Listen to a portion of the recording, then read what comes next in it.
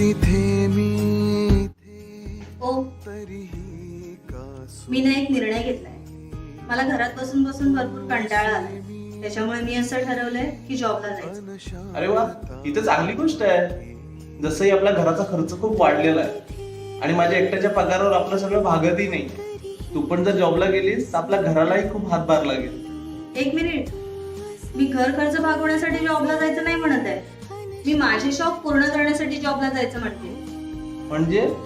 म्हणजे मला या पैशातून मस्तपैकी शॉपिंगही करता येईल, एक महागडा मोबाईलही घेता येईल आणि आठवड्याला पार्लरलाही जाता येईल.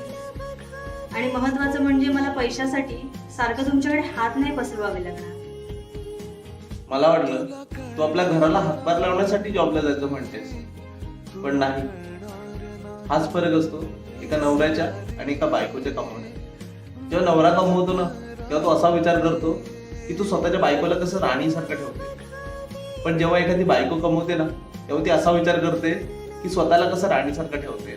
अहो पण तुला कळणार नाही, तुला कळणार